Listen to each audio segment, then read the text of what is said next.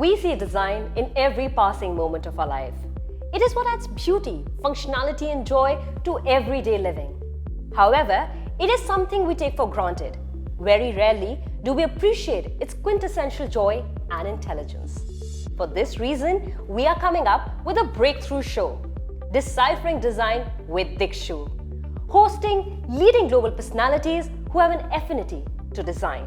He is as much at ease at creating architectural marvels as he is talking about the new way of looking at design. With a degree from Harvard and having established a global presence from his own firm from Tokyo to London to New York, we have with us star architect Dikshu Kukreja.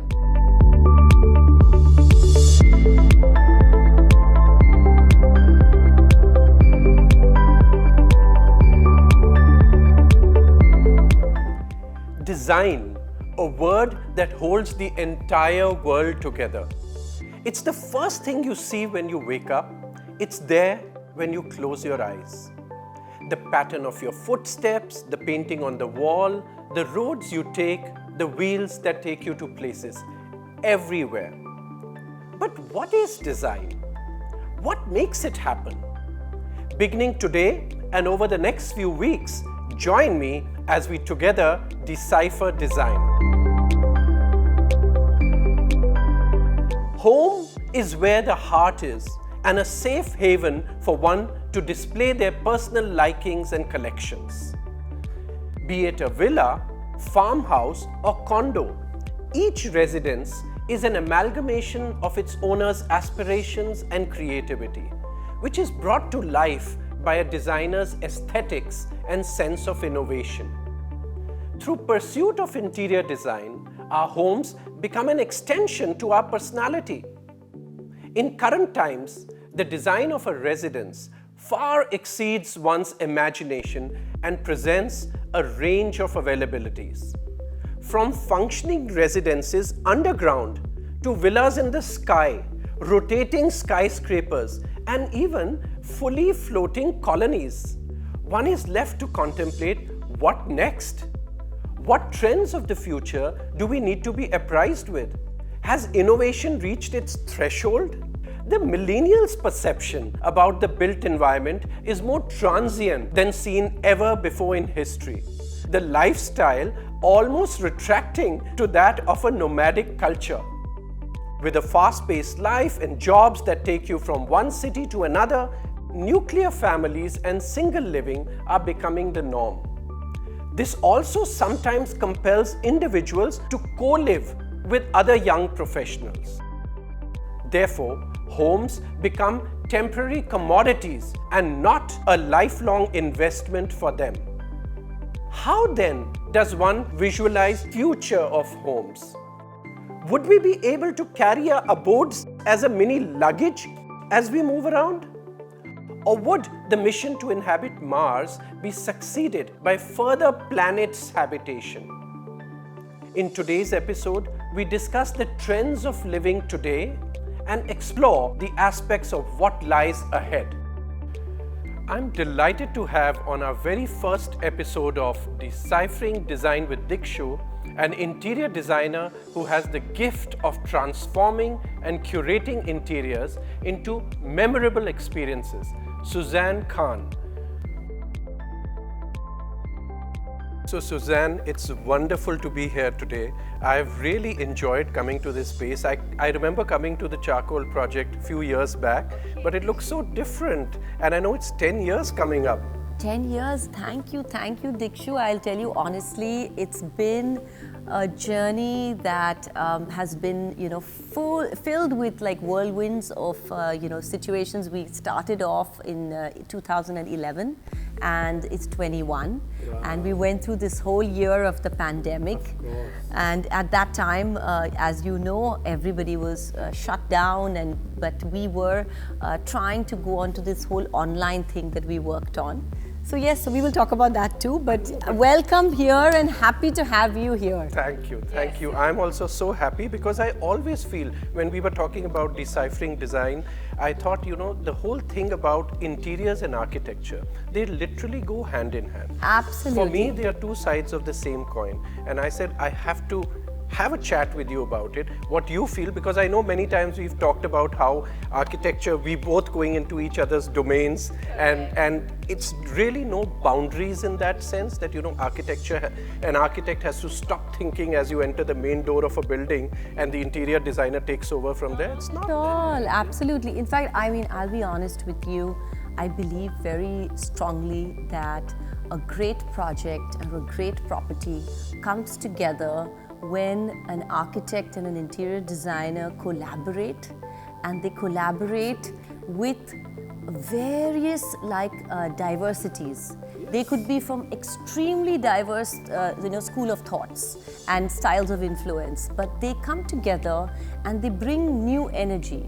And then that diversity brings in a new design thought or a new design philosophy. So, I mean, there is no, like I feel, there's no ego. There should be no ego in a project. I mean, especially when you're creating something, how can you start with either, you know, some preconceived ideas or, or blocking the you energy. know it all and the other person doesn't. I find that very, very strange. But talking about style, tell me, what is your kind of, if I can use the word again, preferred style or your influences in design? So, you know, Dikshu, honestly, it's been a very vast gamut of influences. I would like to say that I am a very strong, like I follow the whole, the concept of getting my influences from architecture. That also like architecture of the past, like, you know, whether it is Renaissance or whether it is Gothic or whether it is Rococo and Baroque,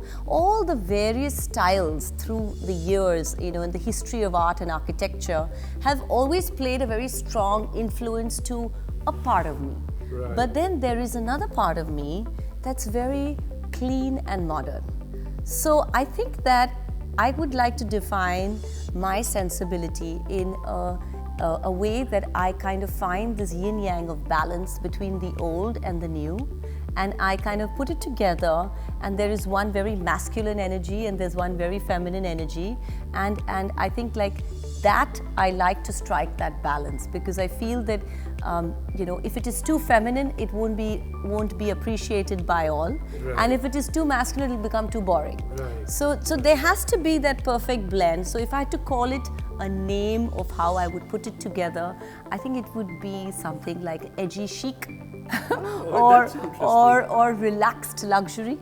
Okay, so it is these various things that I have put together for various projects, and it'll be strange to define me as one particular style, because I think I'm evolving and changing my perception towards this. I couldn't agree with you more. In fact, that's where both you and I share that same school of thought. When people ask me, okay, what's your preferred architectural style? I also don't subscribe to any particular style. I think the style has to evolve from the context. For me, the context is the most important.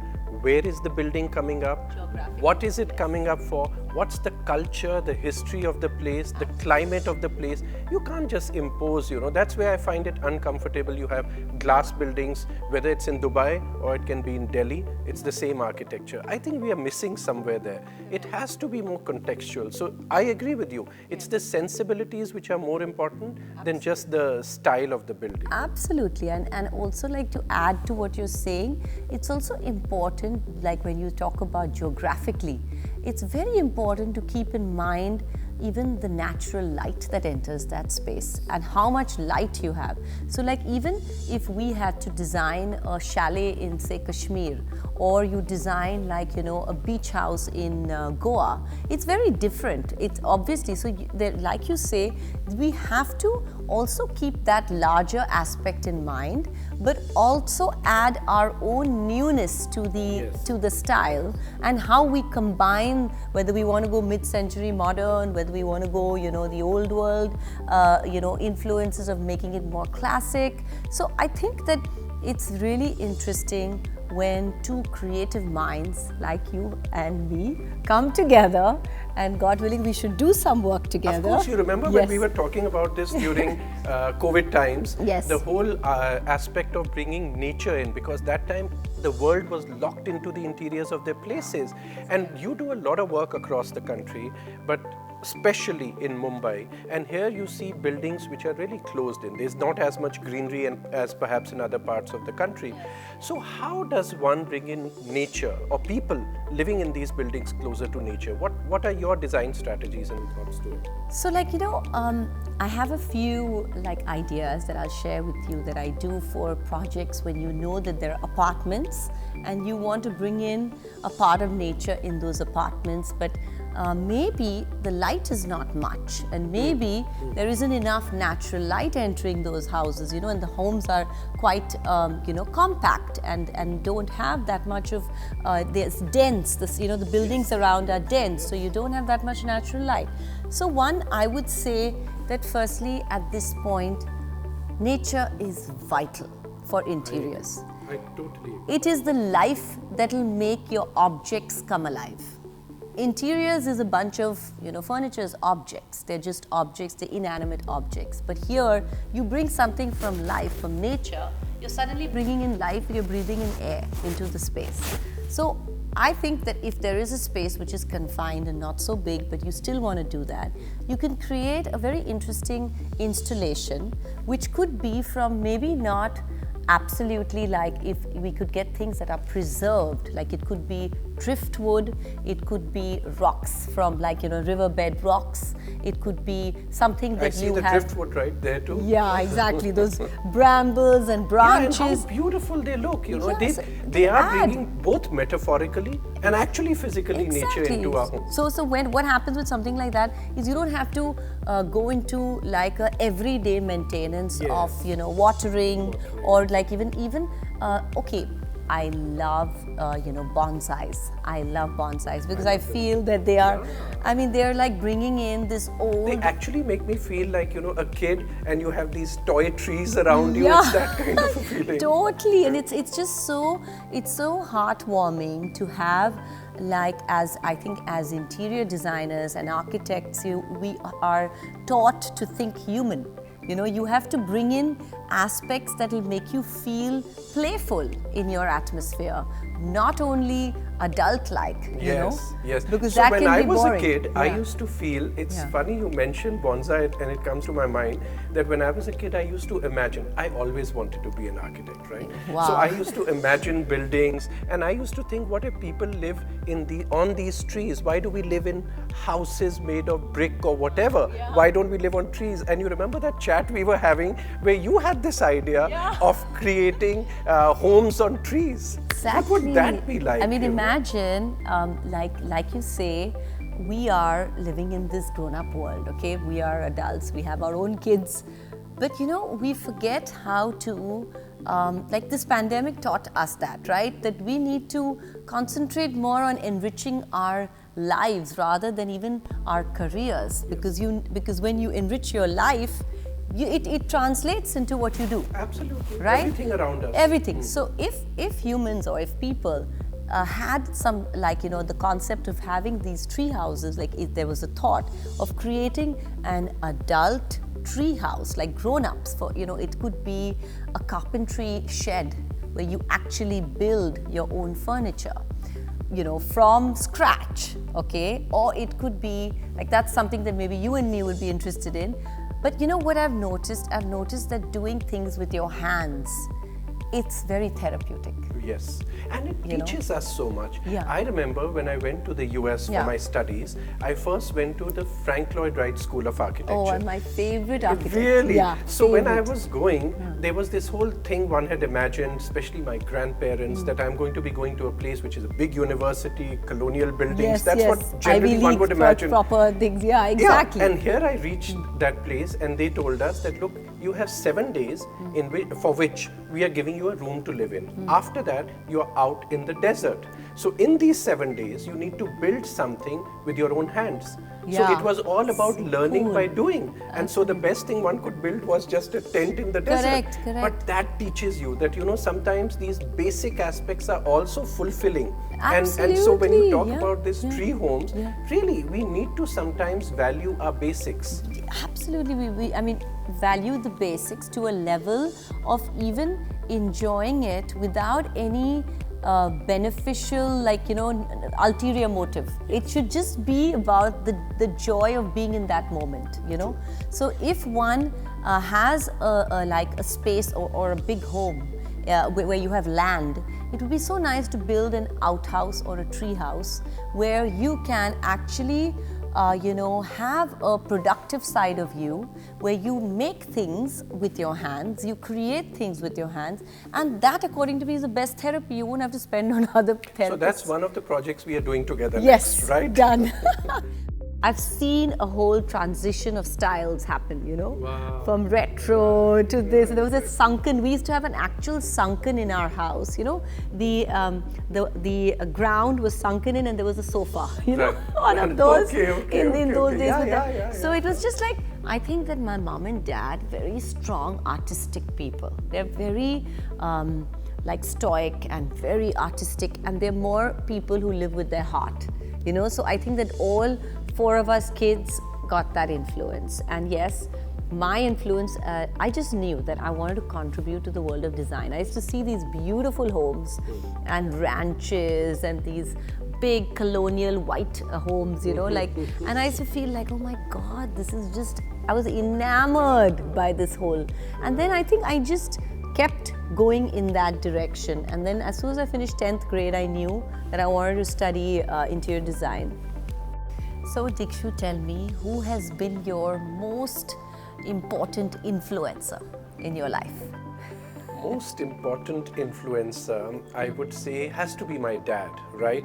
Like in Has your to be. case, Has to be. you are also second generation into Yes. this profession. So for me, it's been my dad, and in a very subtle manner, because he used to make these, you know, when people would ask, usually his friends, they would come over Yeah. at home and say, Correct. okay, what do you want to become when you grow up, Dikshu? And I would be saying, an architect. And he would immediately say, why would you want to be an architect? Choose some other profession. You should Would he think of just something for yourself. Say that to like just kind of like propel Yeah, you. so you know, I've never figured that out. Whether that was reverse psychology he was playing on me, that you Correct. know I should, or maybe it was on a more serious level, really wanting me to think through before Correct. I just choose a profession. Make I should a- be sure about it.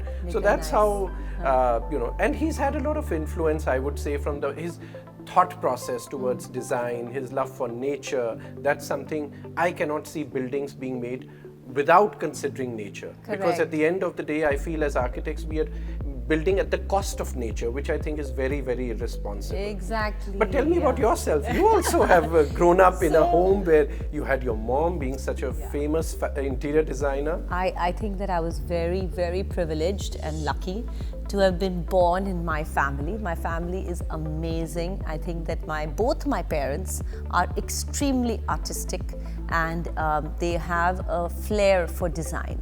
And I think that yes, of course, my mom is the interior designer of, you know, at her time, where there were very few interior designers in this part of, especially, you know, when you talk about like the film industry, that they were, because my dad Right. was a part of the film industry, Yeah. and then they had, you know, my mom, and she had a partner. Then they formed this team, and they kind of like kept doing a lot of these various homes, and they were known as the what? They were known as the lucky interior designers, because whatever home they did, the movie used to become a super hit. Really? Yeah, That is it was really strange. So my mom, that's one aspect. Then there were these magazines that used to come to my home, because my mom was always ordering like this Architectural Digest. I'm talking about like late 70s or whatever, like whatever, early 80s. And there was this Home Beautiful. And you know what? I was like literally 5 or 6 years old. And I had these magazines that were it was like I had stars in my eyes when I used to go through these magazines. I used to get so enamored by these homes and by these properties, and you know, it just took me into a world of like a wonder, you know, and I think that was when the first germ set in. So Suzanne, it's wonderful to be here today, and thank you so much for being on the show, Deciphering Design with Dikshu.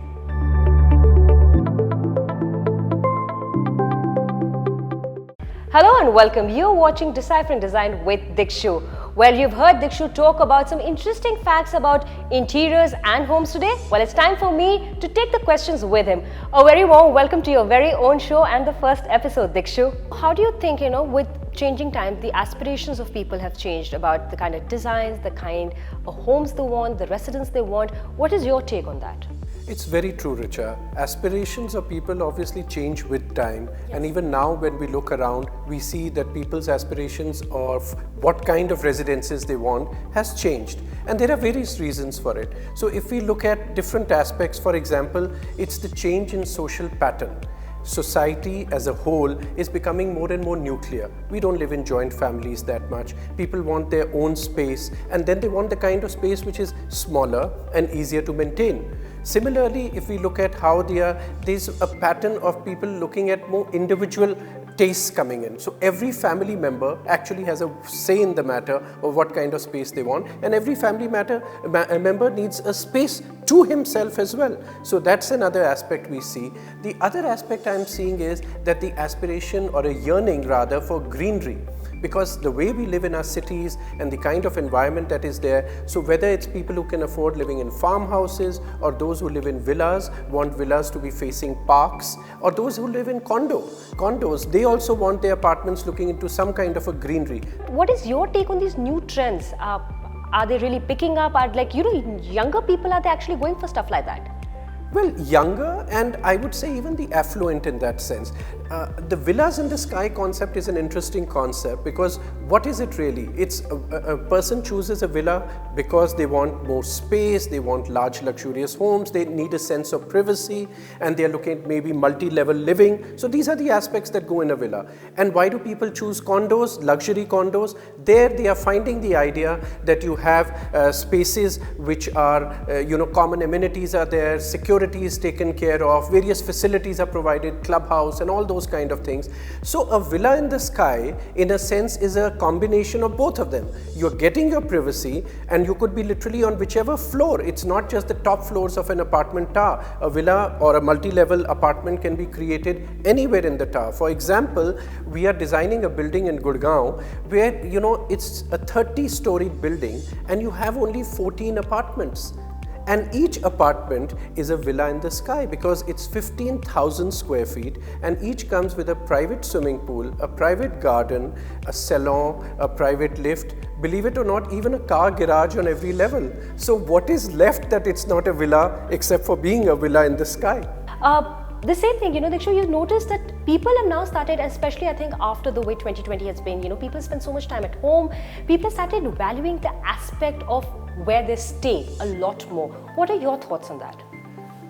It's something that, yes, I believe there has been this change in perception, everyone's perception after, during COVID, how our space, whether it's our home or our office, how important that is. But I like to quote here Winston Churchill, who used to always say that first we shape our buildings and then our buildings shape us.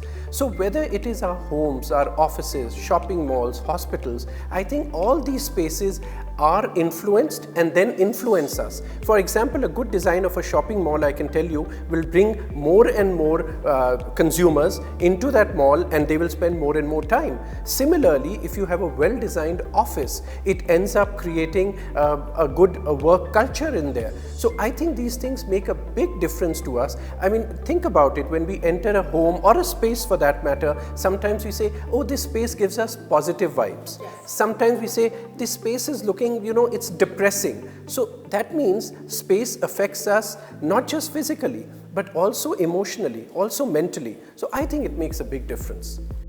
Another thing, the trend that we've seen in our country changing a lot is seeing a lot of foreign architects coming in, and we're working with a lot of Indian interior people. What do you think about this trend, and how good do you think it is? I personally believe that from a consumer point of view, first, if I was to say, that they should certainly, today the world is a smaller place, they should certainly have the choice of whoever they want as a designer from any part of the world. There's nothing wrong with that. Having said that, I with strong conviction I can say that my fraternity, as in Indian architects and designers who are practicing all over the country, they are extremely talented. And just the way in fashion, at one time we only heard of international brands, today we are proud to be having Indian brands which have become international. Same way I believe Indian architects and interior designers can do wonderful job. It's just that the people who are engaging them, the clients, should be able to give them that freedom, that creativity to create those expressions that they can do and bring their talent out there. And with that, I think they can really go about, and sky is the limit as far as the talent of Indian architects and interior designers is. You know, Dikshu, on that note, I really want to say, you know, what our Prime Minister says, make in India, be proud of our talent. You know, you are one such talent. Thank you so much for speaking to us. And thank you so much to all our viewers for watching this episode of Deciphering Design with Dikshu. Do watch out this space for more episodes.